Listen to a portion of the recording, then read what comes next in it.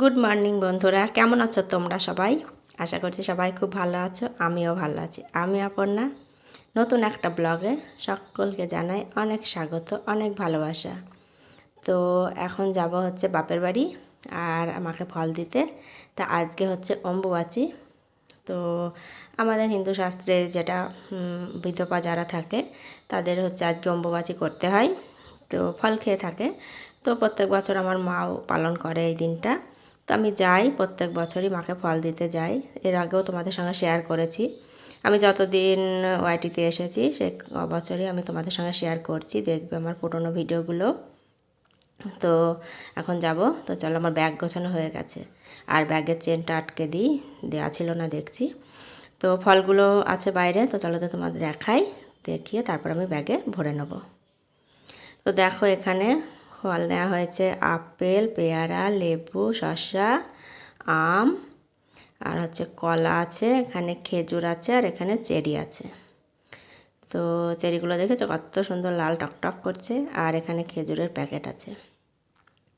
তো এই ফলটা মাকে দেবো আর আমার শাশুড়ি মাকেও দেবো, দুইজনাকেই। তো দুইজনার জন্যই আছে। তো আলাদা আলাদা করে আমি ব্যাগে ভরে নেব। তো চলো দুজনাকেই দিয়ে তারপরে আমি যাব। তো চলো, আমার ব্যাগ গোছানো কমপ্লিট। আর এই ব্যাগের ভিতরে আছে দুই জায়গায়, তো একটা শাশুড়ি মাকে দেবো আর একটা আমার মায়ের জন্য নিয়ে যাব। তো বাইরে প্রচণ্ড রোদ উঠে পড়েছে, খুব গরম পড়ছে আজকে। সকাল থেকে এতটা রোদ না, সকালে 7টা না বাজতে মনে হচ্ছে দুপুর 12টা। তো কী যে হবে আজকে গরম। তো চলো যাই। রোদ উঠে পড়েছে, চলো যাই। আমাদের দাদাভাই বাড়ি থাকলো, ওর জন্য রান্না করে রেখে গেলাম। হ্যাঁ, একটা তরকারি করেছি, বেশি করিনি। চপ্পলটা পরে নিই।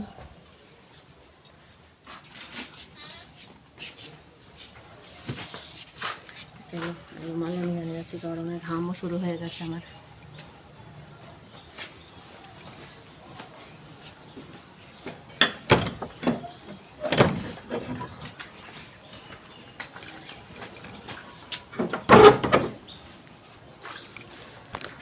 চলো যাই, যেতে যেতে আবার টোটোতে উঠবো, তারপরে কথা হবে তোমাদের সঙ্গে।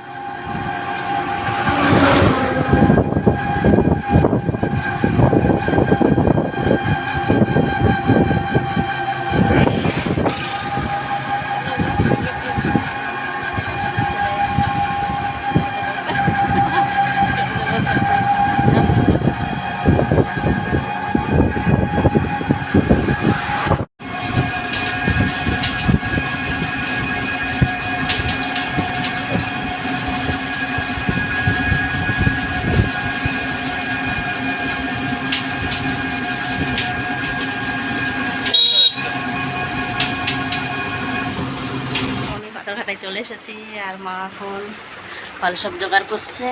দেখো ফল নিয়ে আসলাম, এগুলোতে সব ফল। ফল সব এখন জোগাড় হবে। খেজুরের প্যাকেট চলো সব জোগাড় করি, যেটিতে দিতে হবে। আর হচ্ছে মাকে কেটে দেবো, মার এখন খাওয়া হয়ে গেছে। তো পরে তোমাদের আসলে আবার কথা হবে। তো দেখো মায়ের ফল এখানে কাটা হয়ে গেছে। তো সম্পূর্ণটা খাইনি, আর এখানেও ফল সব আছে। আর আমি এখন দুই জেঠির জন্য আলাদা করে নেবো, দিতে যাব। তো দুই জেঠির জন্য এখানে ফলগুলো আমি এখন সাজাচ্ছি। তো সাজানো হয়ে গেলে তারপরে দুইজনাকে দিয়ে আসবো। তো চলো যাই। তো দেখো চলে এসেছি জেঠিদের বাড়ি ফল দিতে। তো জেঠিকে ফলটা দিয়ে তারপরে বাড়ি যাব। তো চলো। তো বন্ধুরা, কালকে আমি ভিডিওটা কমপ্লিট করিনি। তো আজকে হচ্ছে পরের দিন। তো আমরা চলে এসেছি বাড়ি, আর আমি মাকে নিয়ে এসেছি। তো বিশেষ করে আরও কারণ হচ্ছে যাওয়ার, যে মাকে আনতে যাওয়ায়। তো প্রথমে ভেবেছিলাম যে আমার ছেলেকে দিয়ে পাঠিয়ে দেবো, তারপর ভাবলাম না যাই, গিয়ে মাকেও দুদিন নিয়ে আসবো। আর আসার সময় মাছ নিয়ে এসেছি, আর প্রচণ্ড গরম পড়ছে, রান্নাও বসিয়ে দিয়েছি। তো আসাটা তোমাদের সঙ্গে শেয়ার করিনি, অনেকটা বড় হয়ে যায় বলে। তো দেখো মা এখানে বসে আছে, ফ্যান চালিয়ে দিয়েছি। তো তোমাদের দেখাই, মাছ রান্না হচ্ছে। তো দেখো মাছগুলো আমি ভাজতে দিয়েছি, আর এটা হচ্ছে রুই মাছ। আর মাথার ডিমগুলো আমি রেখে দিয়েছি, ওগুলো আজকে আর করব না। এখানে ভাতও বসিয়ে দিয়েছি, আর কচু দিয়ে করব, আলু আর কচু দিয়ে। আর ঢ্যাঁড়স ভাজা করব, আর কিছু না। তো মা এখানে বসে হাওয়া খাচ্ছে দেখো। আর আমি এখন রান্না করছি, আর ফ্যানটা চালিয়ে দিয়ে রান্নাটা করতে হচ্ছে কারণ প্রচণ্ড গরম পড়ছে। আর দেখো আমি মাথা টাথা এসে আর হাঁচড়াইও নিই, যেভাবে এসেছি সেইভাবেই আছে, শুধু শাড়িটা চেঞ্জ করে নাইটিটা পরে নিয়েছি। আর দেরিও হয়ে গেছে, যেহেতু তোমাদের দাদা ভাই সকালে দোকানে চলে গেছে, তো চা খেয়ে গেছে, আমাকে ফোন করেছিল যে কখন আসবে। তো আমি বললাম আমি সকালকার খাওয়া দাওয়া করেই চলে আসব। তো সকালে বৌদি ভাত তরকারি রান্না করলো, তারপরে খেয়ে চলে এসেছি। আর বৌদিকে বললাম বেশি কিছু করতে হবে না, শুধু মাছের ঝোল আর ভাত করো, আর ঢ্যাঁড়স ভাজা করেছিল। তো ওখান থেকেও মাছের ঝোল ভাত খেয়ে আসা হয়েছে, কারণ মা কালকে অম্বুবাচি করেছিল, তো না খেয়ে তো আসতে নেই। মা সকালে স্নান করেছে, করে খাওয়া দাওয়া করে তারপরে এসেছি। আর এসে এখন আমি রান্না করছি, এখন প্রায় 11টা বেজে গেছে, রান্না করছি আমি। তোমাদের দাদা ভাই তো 12টার সময় চলে আসবে দোকান থেকে, তো এসে খাবে, আমার 1 ঘন্টার মধ্যে কমপ্লিটও হয়ে যাবে। আর এতটাই মশলার ধক দেখো, আমি নাকটা ধরে রয়েছে। আমি প্রত্যেক দিন এই করি, কারণ আমার কিছু করার থাকে না, খুব কাশি হয়, হাঁচি হয়।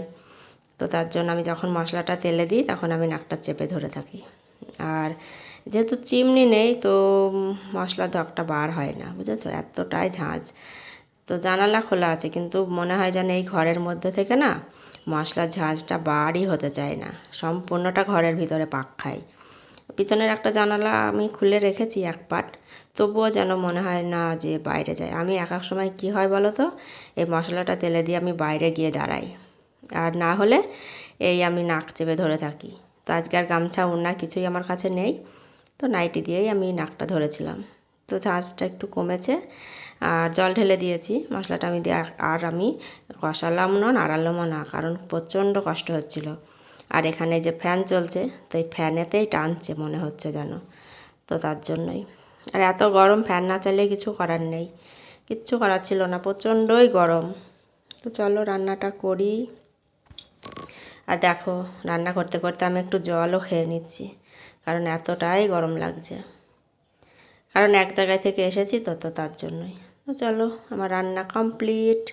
এখানে ঢ্যাঁড়স ভাজা, এখানে কচু দিয়ে আলু দিয়ে রুই মাছের ঝোল করেছি, একটু গামাখাই হবে, খুব একটা ঝোল না। আর এখানে ভাত। তো এটাই হচ্ছে খাবার দুপুরকার। তো আমরা সকালে খেয়ে এসেছি, আর একবার তো দুপুরে খেতেই হবে, আর ছেলে তো পড়তে চলে গেছে ওখান থেকে। তো চলো পরে আবার দেখা হবে। তো দেখো গরম লেগে গেছে, রান্নাবান্না সব কমপ্লিট করতে, আর থালা বাসন সব ওখানে নামিয়ে রেখেছি। আর এতটা গরম পড়ছে, স্নান আমি করে আসিনি, স্নান করব। 12টায় যদি টাইম কলে জল দেয় তাহলে করব। আর ভিডিওটা তো সে কালকে থেকে আমি টানছি, তো আর বেশি বড় করব না। তো বাসনগুলো ধোবো, স্নান করব, তারপরে খাওয়া দাওয়া হবে দুপুরবেলায়। তো চলো অনেকটাই হয়তো বড় হয়ে যাবে, তোমরা প্লিজ দেখো পুরোটাই, আর একটা অবশ্যই লাইক দিও। তো ছেলে আসবে সে রাত্রিতে, ছেলে ওখান থেকে পড়তে চলে যাবে, ওর দুপুরে পড়া ছিল 3টে থেকে, তো 6টা বেজে যাবে আসতে, সন্ধ্যা হয়ে যাবে। তো আমরা এখন খাওয়া দাওয়াটা করে নেব। তো সবাই খুব ভালো থেকো, সুস্থ থেকো, দেখতে থেকো অপর্ণা ব্লগস। দেখা হবে পরের ব্লগে, সবাই খুব ভালো থেকো, টাটা।